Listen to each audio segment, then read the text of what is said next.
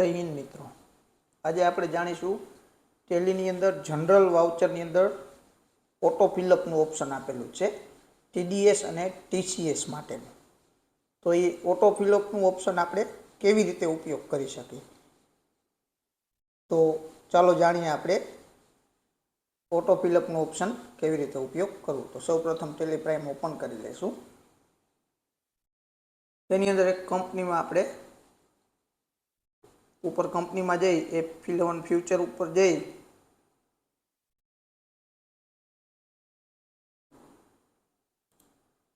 અને અહીંથી ટીડીએસનું option on હોવું જોઈએ, તો જ તે ઓટો ફિલઅપનું કેલ્ક્યુલેશન કરશે, નહીતર કરશે નહીં.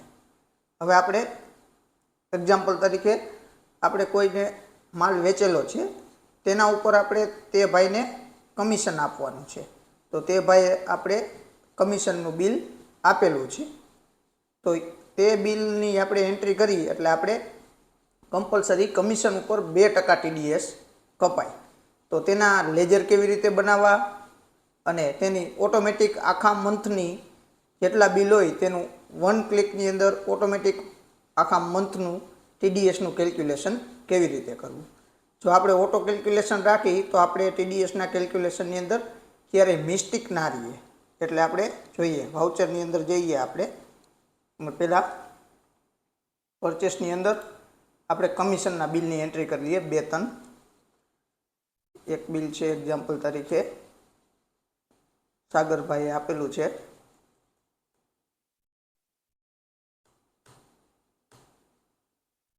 તો આપણે સાગરભાઈનું જે લેજર છે એને ઓપન કરીને જોઈ લઈએ.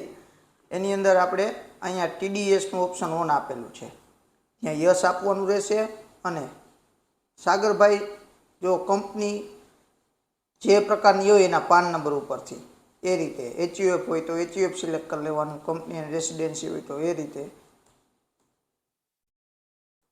ત્યારબાદ પાન નંબર આપણે ફિલઅપ કરી દઈશું.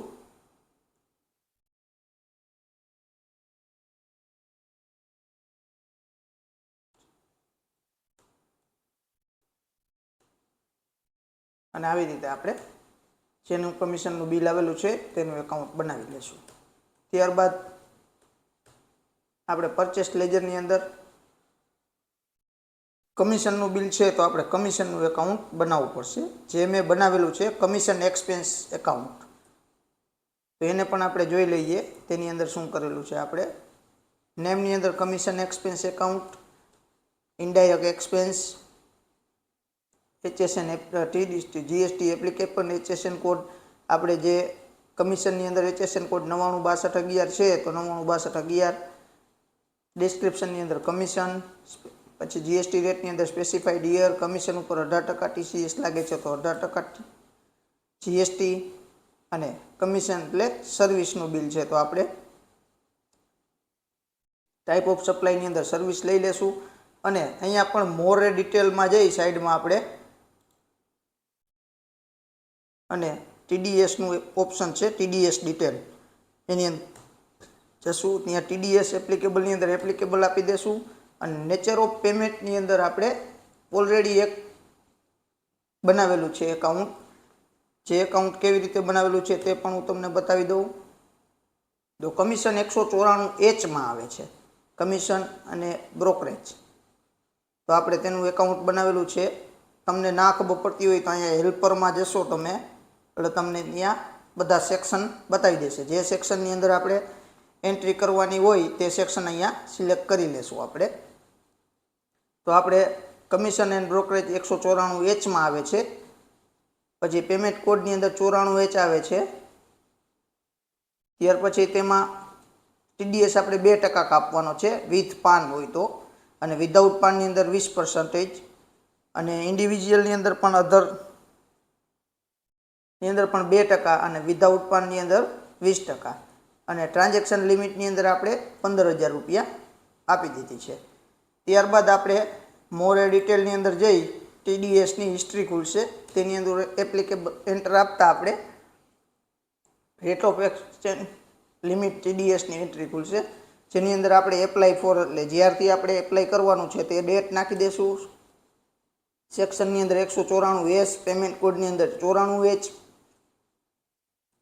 પછી ઇન્ડિવિજ્યુઅલ એન્ડ HUF વિથ પાનની અંદર 2%, પછી વિધાઉટ પાનની અંદર 20%, પછી અધર ટાઈપની અંદર 2% વિથ પાનમાં, અધર ટાઈપ વિધાઉટ પાનની અંદર 20%, અને આપણે લિમિટ છે 15,000 રૂપિયા. તો 15,000 રૂપિયા ઉપરનો આપણે TDS કાપવાનો રહેશે. તો 15,000 રૂપિયા આપણે આપી દીધું છે. એક્સેપ્ટ આપતા આપણું કમિશન એન્ડ બ્રોકરેજનું એકાઉન્ટ ખુલી જશે અને કમિશન એક્સપેન્સની અંદર તેની અસર થઈ જશે.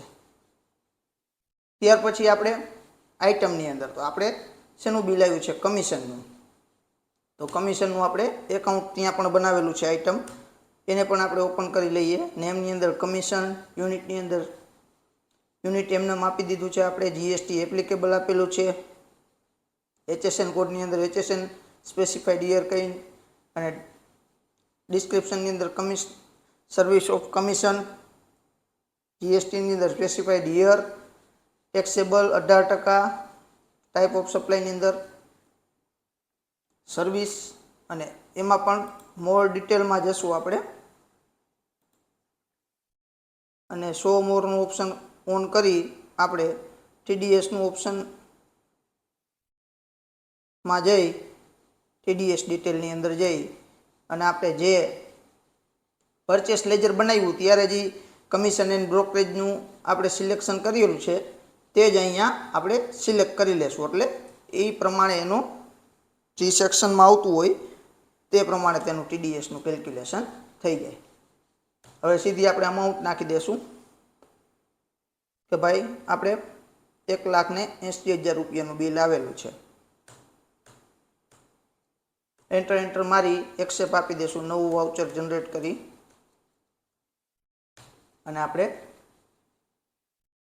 કમિશનના બિલની એન્ટ્રી થઈ ગઈ છે. આપણે બીજા કમિશનના બિલની એન્ટ્રી કરી લઈએ. તે જ રીતે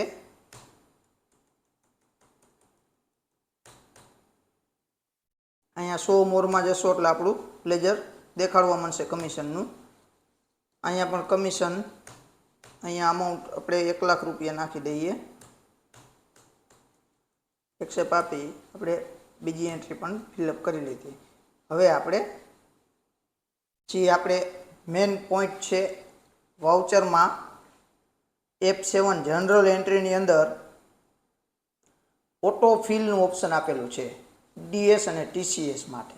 તો એ ઓટો ફિલનું ઓપ્શન ઓટોમેટિક TDS અને TCS કેલ્ક્યુલેશન કરી લેશે અહીંયાથી. તો આપણે જે ઓપ્શન બધા ઓન કર્યા તો જ આ કરશે. આગળ જે TDSના ઓપ્શન ઓન કર્યા અને આપણે જે સેક્શનમાં આપેલા છે એના ઉપરથી જ આ ઓટોમેટિક કેલ્ક્યુલેશન કરશે. તો આપણે ઓટો ફિલમાં જઈ એમાં TDSનું ઓપ્શન આવે છે તેના ઉપર એન્ટર મારશી એટલે આપણે ટીલ ડેટ એટલે ક્યાં સુધીનો તમારે TDS કેલ્ક્યુલેશન કરાવવો છે. તો આપણે અહીંયા 1/4 આપી દઈએ. પછી જે પાર્ટીની અંદર તમે TDSના ઓપ્શન ઓન આપેલા હશે ને એ પાર્ટીના નામ જ અહીંયા શો કરશે. જેની અંદર TDSના ઓપ્શન ઓન નહીં આપેલા હોય તે પાર્ટીના નામ શો નહીં કરે. તો આપણે સાગરને સિલેક્ટ કરી લઈએ. નેચર ઓફ પેમેન્ટની અંદર આપણે કમિશન એન્ડ બ્રોકરેજની અંદર એની અસર આપેલી હતી એટલે તે સિલેક્ટ કરી લઈએ. અને TDSની અંદર આપણે TDS ઓન કમિશન 2%નું લેજર બનાવેલું છે. તો જોઈ લો. હવે આપણે જોઈએ તો આપણે 2 બિલની એન્ટ્રી કરેલી હતી. એક બિલ હતું 1,80,000 રૂપિયાનું, તેના ઉપર TDSનું કેલ્ક્યુલેશન થઈ ગયું છે, અને એક બિલ હતું 1,00,000 રૂપિયાનું. તો તેના ઉપર પણ TDSનું 2% લેખે કેલ્ક્યુલેશન થઈ ગયું છે. એન્ટર આપી આપણે બિલ વાઇઝ ડિટેલની અંદર ન્યૂ વાઉચરની અંદર બધી એન્ટ્રી એક્સેપ્ટ આપી દેશું. નેરેશનમાં કંઈ લખવું હોય તો નેરેશન લખી નાખશું અને એક્સેપ્ટ આપતા આપણી TDSની એન્ટ્રી થઈ ગઈ છે. તો આપણે જોઈએ ડિસ્પ્લે એકાઉન્ટ લેજર, એની અંદર આપણે કમિશનની અંદર 2%નું જે ખાતું બનાવેલું છે તેની અંદર TDSની એન્ટ્રી આવી ગઈ છે, ફિલઅપ થઈ ગઈ છે. નવા રેફરન્સ ઉપરથી આપણે TDSની એન્ટ્રી ફિલઅપ થઈ ગઈ છે. સાગરભાઈના નામે ઓટોમેટિક TDS કમિશનની 2% 94Hની અંદર આપણે કપાઈ ગયો છે 9,403 રૂપિયા. તો આ રીતે આપણે ઓટો ફિલઅપનું ઓપ્શન છે તે ઉપયોગ કરી શકીએ. આજના વિડીયો માટે આટલું જ. ફરી મળીશું કાલે નવા વિડીયો સાથે. જય હિન્દ, જય ભારત.